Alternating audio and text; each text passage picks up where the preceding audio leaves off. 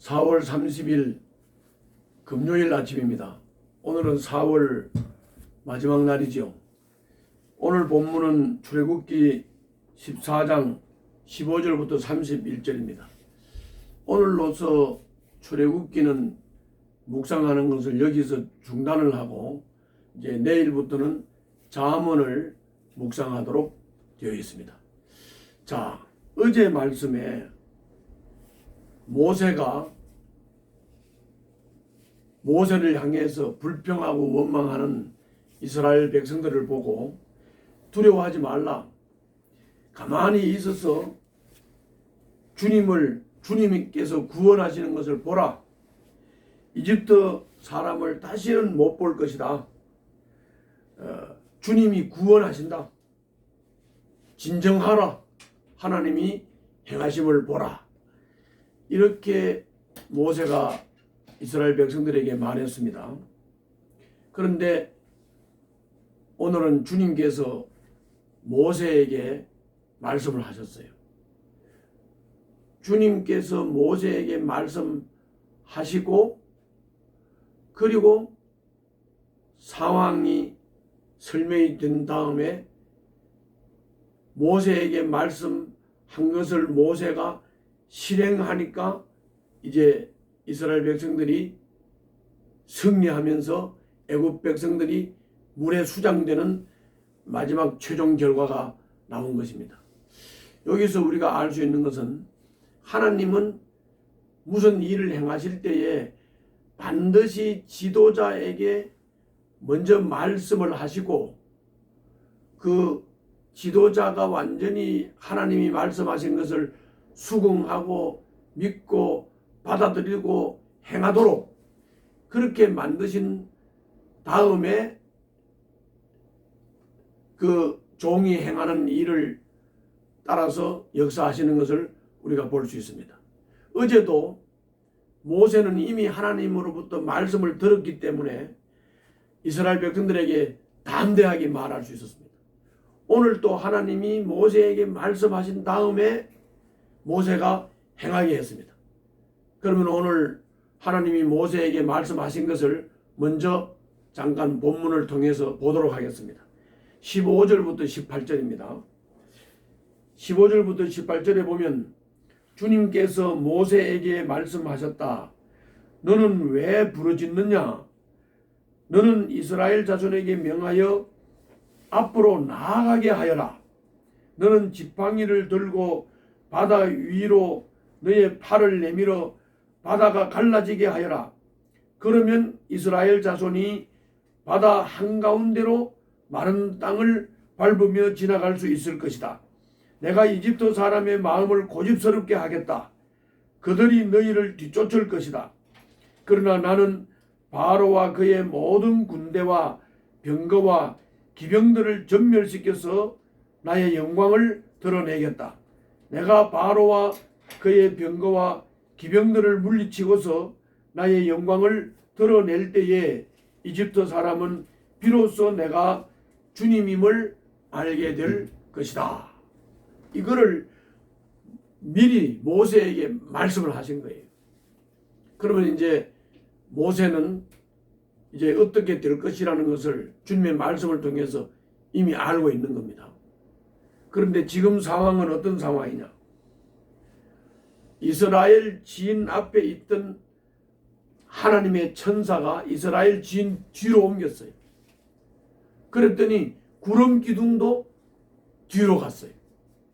그리고 이집트 백성과 이스라엘 백성 사이에 구름 기둥이 서면서 이스라엘 백성들에게는 환하게 빛을 비춰줬고 그리고 이집트 백성들에게는 어둠이 있었어요.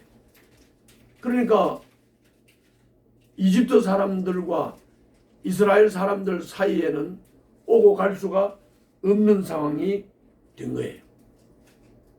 자, 이런 상황이 여기서 이제 모세가 하나님이 말씀한 대로 행하는 겁니다. 그래서 모세가 하나님이 말씀한 대로 지팡이를 바다를 향해서 내밀었습니다. 그 부분의 본문을 함께 보도록 하겠습니다.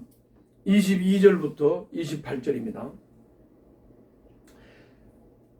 이스라엘 자손은 바다 한가운데로 마른 땅을 밟으며 지나갔다.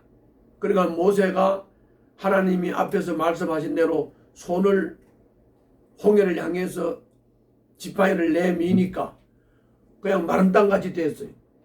그래서 22절 이스라엘 자손은 바다 한가운데로 마른 땅을 밟으며 지나갔다. 물이 좌우에서 그들을 가리는 벽이 되었다. 그러니까는 지팡이를 내밀자 물이 갈라졌습니다. 그리고 이 물이 벽처럼 됐어요. 그리고 바닥은 마른 땅처럼 됐어요. 그리고 이스라엘 백성들은 그 길을 지나가는 겁니다. 이게 뭐 상상이 되는 겁니까? 하나님은 못하시는 것이 없으시는 분입니다. 그래서 23절 뒤이어 이집트 사람들이 쫓아왔다. 바로의 말과 병거와 기병이 모두 이스라엘 백성의 뒤를 쫓아 바다 한가운데로 들어왔다. 그러니까 이스라엘 백성도 지금 바다 한가운데로 마른 땅처럼 지나가고 좌우에는 물벽이 쫙 생긴 가운데로 지나가는 겁니다. 그러니까 이제 이집트 사람들도 따라서 들어왔죠. 따라서 들어왔어요. 자, 그런데 24절입니다. 새벽녘이 되어 주님께서 불기둥과 구름기둥에서 이집트 진을 내려다 보시고 이집트 진을 혼란 속에 빠뜨렸다. 주님께서 병거의 바퀴를 벗기셔서 전진하기 어렵게 만드시니 이집트 사람들은 이스라엘 사람들을 쫓지 말고 되돌아가자. 그들의 주가 그들 편이 되어 우리 이집트 사람과 싸운다 하고 외쳤다. 주님께서 모세에게 이르셨다. 너는 바다 위로 너의 팔을 내밀어라. 그러면 바닷물이 이집트 사람과 그 병거와 기병 쪽으로 다시 흐를 것이다. 그래서 모세가 다시 팔을 바다를 향해서 내밀자. 그러면 물이 합쳐져 버리게 됩니다. 그래서 27절 모세가 바다 위로 팔을 내미니 새벽녘에 바닷물이 본래의 상태로 되돌아왔다. 이집트 사람들이 되돌아오는 물결에서 벗어나려고 하였으나 주님께서 이집트 사람들을 바다 한가운데 빠뜨리셨다. 이렇게 물이 다시 돌아와서 병거와 기병을 뒤덮어 버렸다. 그래서 이스라엘 백성의 뒤를 따라 바다로 들어간 바로의 모든 군대는 하나도 살아남지 못하였다. 그러니까 이스라엘 백성들이 하나님께서 길을 여시니까 그 열린 길로 홍해를 건너니까 뒤따라 이집트 병사들이 따라 들어왔습니다.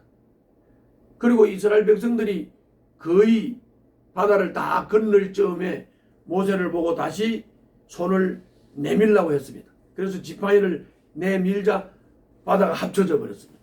그래서 이집트 사람들과 모든 병거가 물에 다 수장이 되어버린 겁니다. 그래서 이집트는 물에 수장이 되자 이집트 병거와 이집트 사람들이 시체가 바다 위에 뜨는 것을 이스라엘 백성들이 봤습니다. 그리고 이스라엘 백성들은 이것을 보면서 이집트 사람들은 주님임을 하나님이 주님임을 알게 됐고 이스라엘 백성들은 이걸 보면서 모세를 믿게 됐고 하나님을 신뢰하게 됐습니다. 그래서 거기 마지막 31절에서 이렇게 말하죠. 이스라엘은 이집트를 치신 주님의 크신 권능을 보고 주님을 두려워하고 주님과 주님의 종 모세를 믿었다 그랬습니다. 자, 이 홍해 가운데로 구원의 길을 여신 주님, 죽음의 권세에 붙들려서 인류를 위해 죽음의 권세에 붙들려서 멸망 가운데 빠져 있는 우리 인간들에게 십자가로 구원의 길을 여신 것, 그것은 홍해 한가운데로 구원의 길을 여신 것과 같은 것입니다. 주님은 죽음으로 멸망할 우리 인간들에게 십자가로 구원의 길을 열었습니다. 이스라엘 백성들이 홍해 앞에서 앞으로 나가지도 뒤로 물러서지도 못하는 진퇴양난의 극한 상황에서 하나님이 홍해를 갈라서 구원의 길을 열어주신 것처럼 우리들에게는 구원의 길이 활짝 열렸습니다. 우리는 주님이 열어놓으신 그 구원의 길을 따라 우리는 영원한 삶을 주님으로부터 받을 수 있습니다. 그러므로 예수 그리스도는 우리의 구주이시고 예수 그리스도의 십자가는 우리들 앞에 놓여 있는 구원의 길입니다. 그 구원의 길 예수 그리스도를 통해서 이 악한 세상이 멸망하고 영원한 구원의 삶이 주어진 것에 대해서 감사하는 하루가 되시기를 바랍니다. 기도하겠습니다.